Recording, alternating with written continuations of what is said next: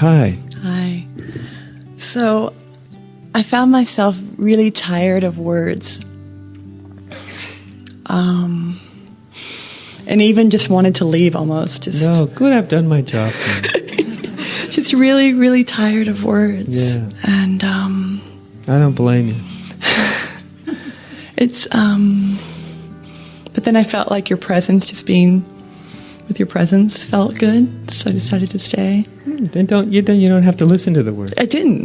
Good for you. Hey, you might be getting this thing, huh? I really, yeah. I actually went to an intensive with you a year ago. Mm-hmm.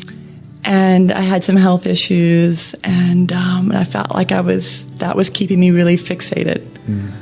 Was that struggle. And I thought it was the struggle with the health issues. Mm-hmm. Did we talk about this? We did. I went up and I talked to you. Yeah, I thought so. And I'm like, God, here I am, and I'm coming back to a year later. I'm still dealing with the same kind of struggle. Mm-hmm. And then it hit me. I'm addicted to struggle. Mm-hmm. So whether it's finances or relationships or health issues or whatever, it's not going to stop. Right. It's not. It's just not. Mm-hmm. And not as long as the addiction to struggle's there.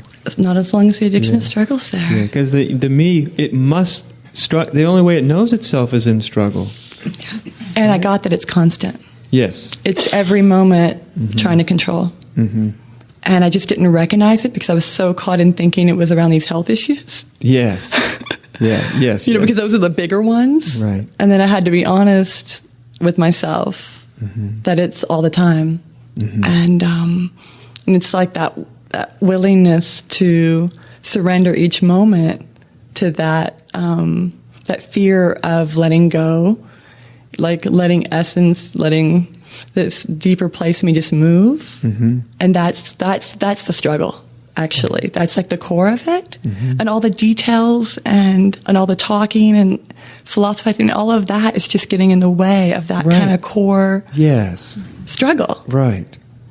Yeah. Yeah, because it's not a philosophical thing. It's not a complicated thing, is it? Not at all. It's just struggle and the addiction to struggle. And the fear of the unknown. And that's it. It's just, that struggle is just a way of avoiding the unknown. That's all it is. Yeah. And all the talk, everything. It's nothing. Yeah, it's just... Everything that we think is sort of very complexly psychological, if you boil it all down underneath the psychological reasons for things, it's all one thing. It's avoidance of the void. Mm-hmm. Yeah. That's why. Yeah. Avoidance of the void in all of its infinite forms. Mm-hmm. Yeah. And treading water. Getting caught into the personal, there's all these personal little things that's... Right. The personal is just another way of treading water on the void. Yeah. Yeah. So...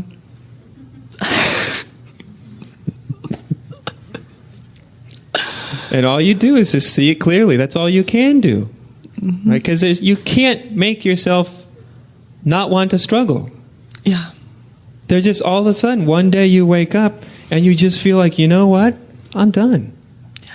You can't say why you woke up. Just one day you wake up and it's like struggle, drama. Mm-hmm. It's just no longer interesting. You're not even struggling to get rid of it.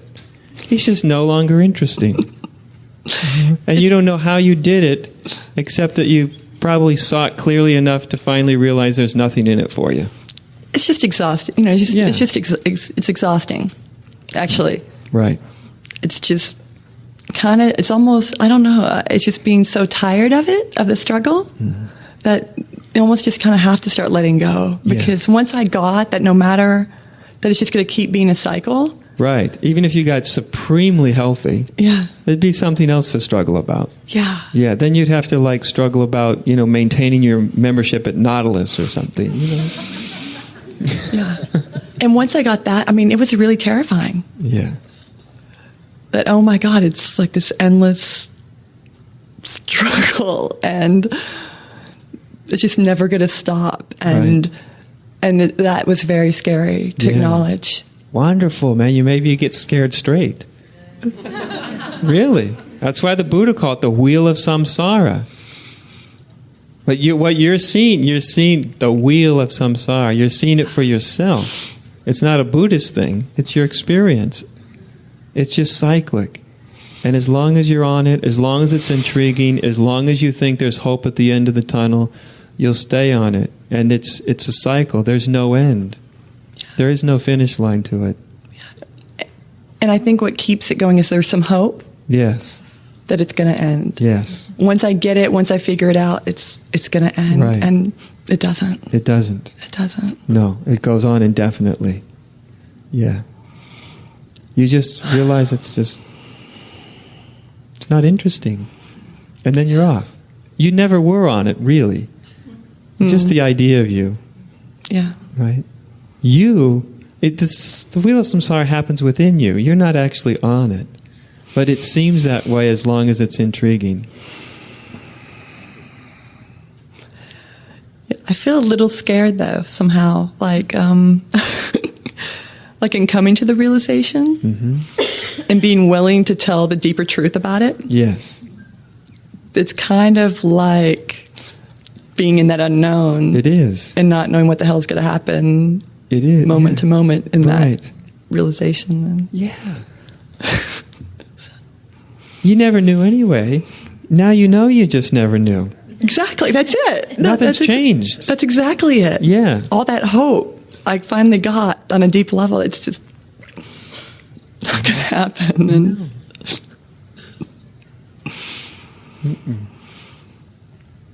the wheel of samsara only has samsara to offer.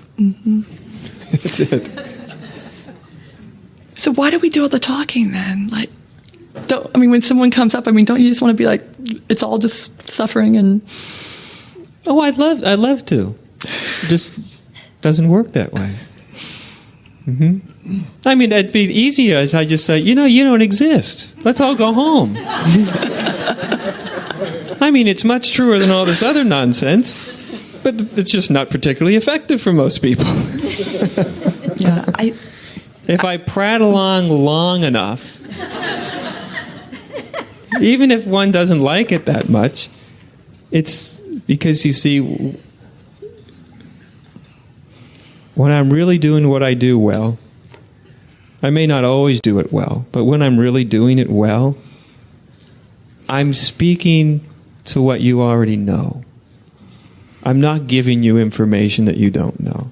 When I'm doing this well, I'm basically telling you what you know, reminding you. And so what you know starts to wake up. Right? Some parts you may not like it at all, but it's what you know. And that's the part that if it hears it, goes, I know that. And I know that. And this guy doesn't know anything that I don't know. I might not know, and I knew it until now. But all the talk is to remind you of what you've known, what you already know. And I had to get sick of the talk. Yeah, and then you get sick of the talk. It's just because I'd listen to your tapes in my car. It's the same thing. No matter what, it's always the same thing. So it's like... Then you take a break. Enough of him. Adya. Yeah, get it. Had it. Word. I thought he's a spiritual teacher. All he does is talk. I've had it with him. Put him in the shelf.